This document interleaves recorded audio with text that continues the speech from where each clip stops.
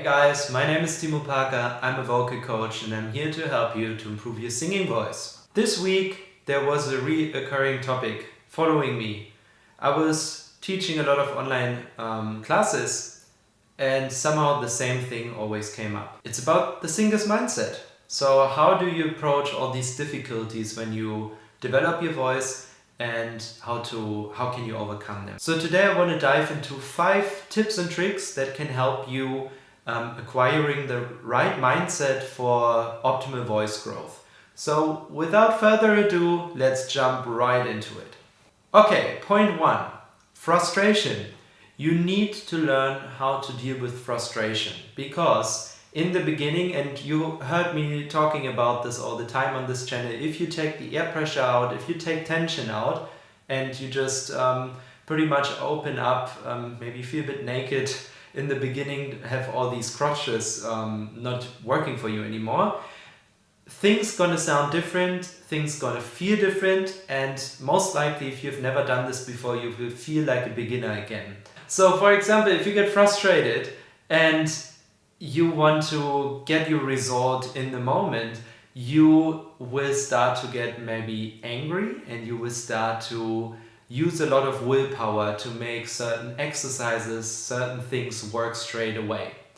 So what we need to learn here is that you can get frustrated, that's okay, that's natural, but try to stay cool and instead of getting emotionally attached to the result, just take a step back and ask yourself, why was this not working right now?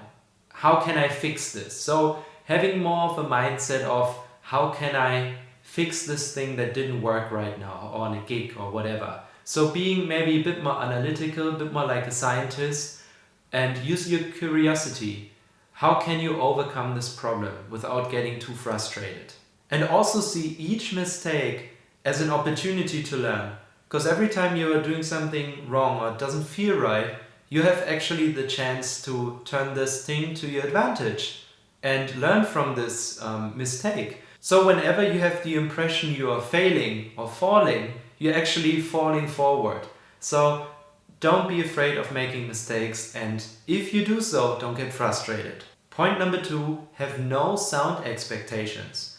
And what I mean by that, and that actually goes hand in hand with the previous point, is that if sounds are not to your liking, even though you do the right thing in your throat, it feels great, there's a lot of space, but the sound is not there yet, don't try to fix it, because this is exactly where things can go wrong, because you're not happy, you're not satisfied the way you're sounding, and you try to adjust that in the moment. So what you have to do in order to not have any sound expectations is, first of all, you have to overcome your ego. I have a whole video about this, I can link it probably up here. So you have to make sure that that the ego is not guiding you into the sound, but it's your inner wisdom, your feeling that yes, this feels right, even though it doesn't sound great yet, and keep working with this. This is very important. And the other point that goes in hand with no sound expectations is as well that you have to be present. You need to be present to really scan your body, see how you feel when you do these sounds, and make sure that your ego is not coming in your way. Because sometimes when we are scattered, maybe you're browsing on your phone or you do something else while you vocalize, or a lot of people also do exercises in the car while they're driving, which is better than nothing. Don't get me wrong, it's great if you try to carve out time for your practice. But singing practice, and I've said this before, is not necessarily about the notes you're singing, the melodies you come up with, at least if you want to develop your voice. It's about how present are you when you are doing exercises, if you are working out your voice. You have to be very present, and then you can use the curiosity of the previous point, where you're a scientist, and then find out ways, different paths that can help you to develop. But if you're not present, you're gonna have a hard time to develop over time. Number 3 is patience.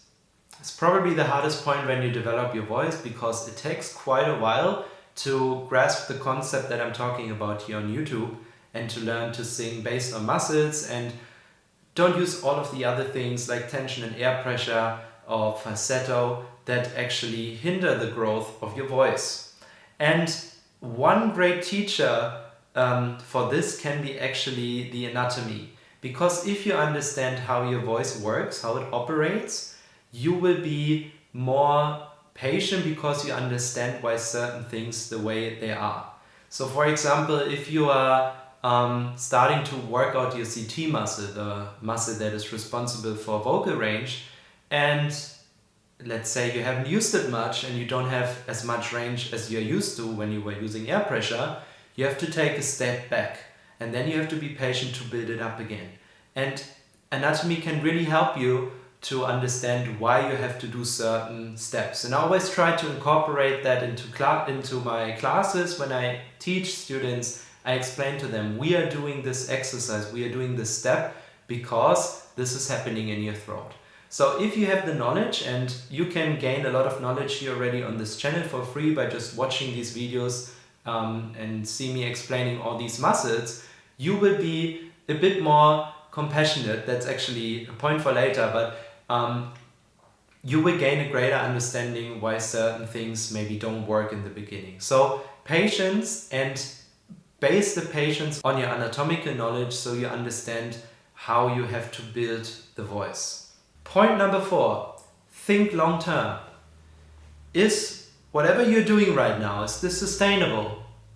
Can you sing 5 to 6 days in a row for, let's say, 90 minutes or 2 hours, and you're not getting hoarse, your voice is not decreasing in quality? Is this the case? Great. If this is not the case, you should start changing things, and you should always think long term, because all these things that you might do with air pressure or tension, even if they're just very minimal, over time there's a compound effect where things like wrong muscle patterns get stronger and stronger over time, and it will make things harder. So better start today, change things up in a way that you make it sustainable for your voice, and then the following thing will happen. Happened to me, happened to a lot of my students. All of a sudden you take a sit back, you just chill, you relax, and you do the exercises, you sing a lot, and you're just cool as a cucumber doing your thing. And over time your voice in this relaxed state starts to grow, and it gets bigger and bigger and bigger. And there's no struggle. So it's a constant development that happens over time. But this is not possible if you try to force results in the moment.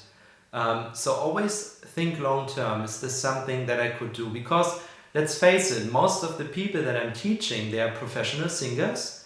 They are singing multiple shows a week. And the way you sing, it is really important that you sing in a way that allows you to do that more than one time a week.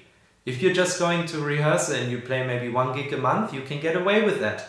But if you have to sing 5 to 6 shows a week, maybe sometimes even 7 shows, I wouldn't recommend to do that for a long period of time, but that you can rely on your voice. And that's why you have to think long term, and that's why maybe this can also help you to gain a bit more patience and get over the frustration that you're like, okay, right now I'm in a spot where I'm not very happy. I might even be suffering a little bit because I have to develop this instrument here and it's not working to my liking. But in the long run, it will pay off. So try to think always long term, what is helping me to progress, not now, but in a few years, and what can help me to bloom even more. Point number 5, practice self-love and compassion. This is absolutely essential when it comes to developing your voice. If you beat yourself up every time you make a mistake, every time something is not working, statements like, I'm stupid, or I'm not good enough for this. I can't think of anything else right now. But I think you get the point. So you have to make sure that each time you make a mistake, each time something goes south and it's not working the way you want to, that you treat yourself as you would treat someone else. So imagine you are your own vocal coach.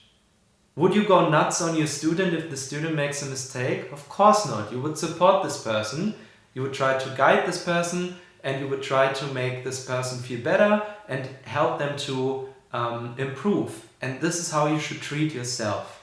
So make sure that every time you make a mistake, you laugh about it and you're not beating yourself up. This is really important. So make sure that every time you're practicing, every time you're singing and things don't work, be kind to yourself. Okay, that's really, really important.